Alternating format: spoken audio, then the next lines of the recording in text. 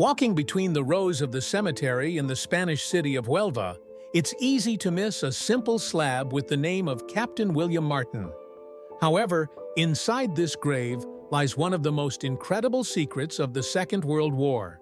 In April 1943, British intelligence conceived one of the most daring operations of the entire war. The main role in it was played by secret agent William Martin straight from the morgue. The British placed his body in a sealed metal capsule, loaded it onto a submarine off the coast of Scotland, and brought it closer to Spain.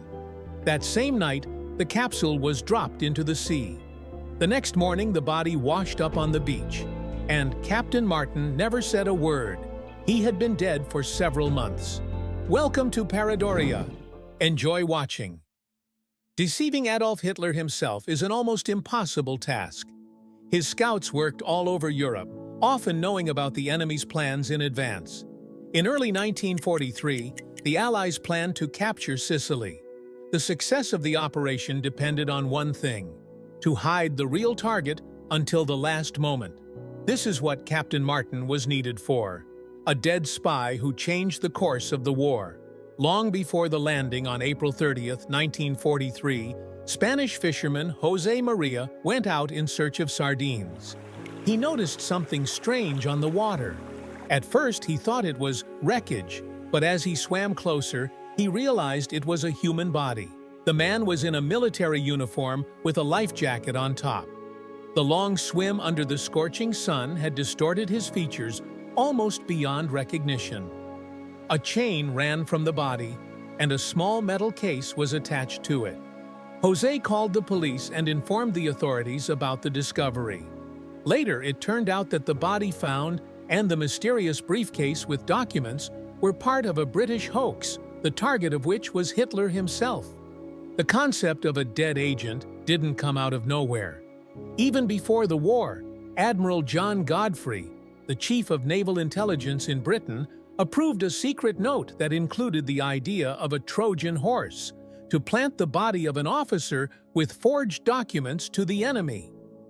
Operation Trojan Horse was transferred to the Naval Intelligence Division. The first and most important thing is to find the perfect corpse. The requirements were strict: a middle-aged man who recently passed away. The cause of death is natural or poisoning, not a bullet wound, explosion, or obvious injury. The deceased person should not have close relatives who might be interested in his loss. Violation of any of these conditions could immediately ruin the entire plan.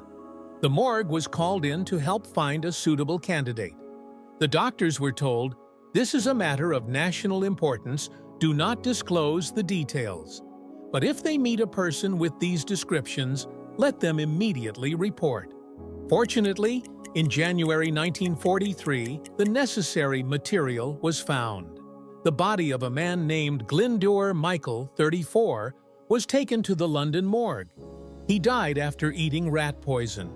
In a London hospital, he spent the last agonizing days alone, after which he died.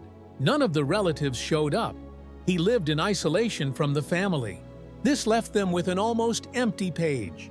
A nameless man who in his short life no longer meant anything to anyone. After that, the British creatively called the plan Operation Mincemeat. Minced meat. According to legend, the British will dump the body of Captain William Martin, who allegedly died in a plane crash into the water off the Spanish coast.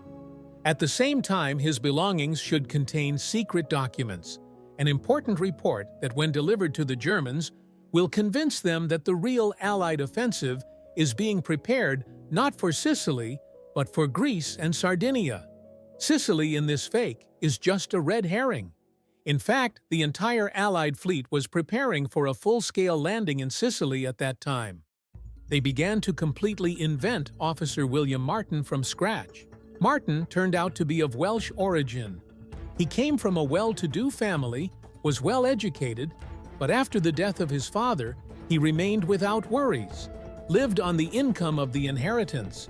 Before the war, he loved the theater, social parties, fishing at his father's dacha. With the outbreak of war, William joined the Marine Corps as an officer, but served without much ambition. To make the legend sound convincing, the officers backed up every detail of Martin's life with evidence. In the pockets of the captain, they placed personal belongings and documents, several stamps and small things that indicate prosperity, a pair of keys and a pencil, a pack of cigarettes. Separately, we thought out the love story of William. To do this, they asked the beautiful MI5 secretaries to show their photos.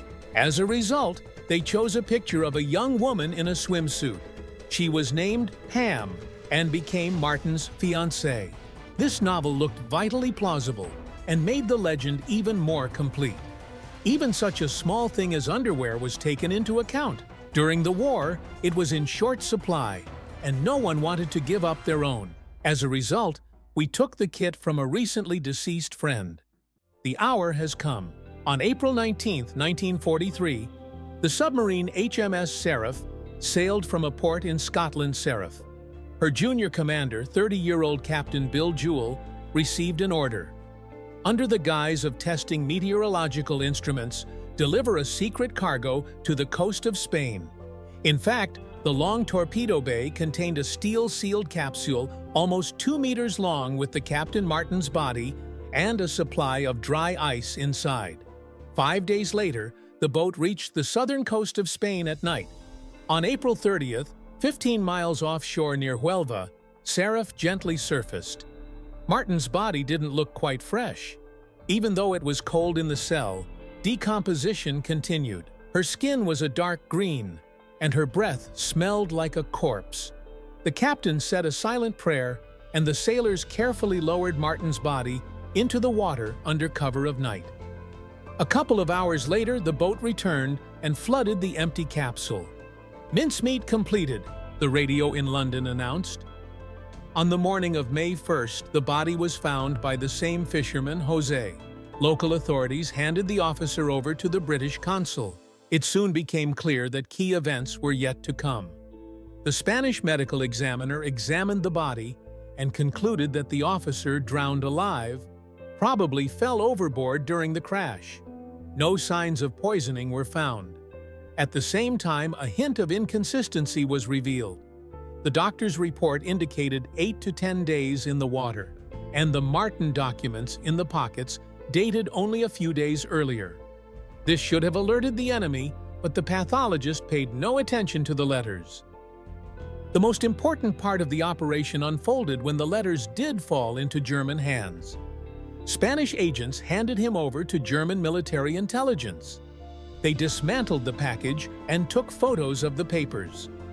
A week later, the briefcase with the letters returned to the British slightly wet, but apparently unharmed. As a result, everything was confirmed. German spies actually secretly opened the documents and photographed them and then returned the sheets to their place, trying to hide their interference. The matter was left to the enemy's faith. The footage was sent to Berlin. They were carefully examined. Colonel Alexis von Renne, Hitler's favorite intelligence officer, was analyzing the papers. After studying the coded reports, von Renne came to the conclusion that the British were planning to land in Greece and Sardinia, and using Sicily only as a distraction. Hitler trusted his opinion. Sicily now seemed innocent to the eye, where it was not necessary to strike the first blows. Goebbels, the propaganda minister, was the only notable doubter, but his skepticism did not lead to the lifting of the measures. Finally, on July 10, 1943, the Allied forces began a real landing in Sicily. The operation was sudden and rapid. The Italian units offered minimal resistance and quickly surrendered. German divisions tried to organize counterattacks, but were already weakened by the transfer of troops to other areas. Operation Mincemeat has completed its task. In London, toasts were raised for the heroes of minced meat. Just a dozen people were able to deceive the huge network of German intelligence and save thousands of soldiers' lives. The operation immediately became legendary as one of the biggest victories of the British Secret Service. After the war, the details of the operation were carefully kept secret. None of the participants talked about it. The true story was revealed only decades later. In the 1990s, declassified archives revealed the real name of the spy vest. It turned out to be Glyndŵr Michael. Two inscriptions have appeared on a grave marker in Huelva. The hoaxed name, William Martin, and the real name of Glyndŵr Michael. An unnamed homeless man who once lived in poverty became a hero posthumously. Thank you for watching this video to the end. Please like, subscribe to the channel, and write your opinion about this story in the comments. See you soon!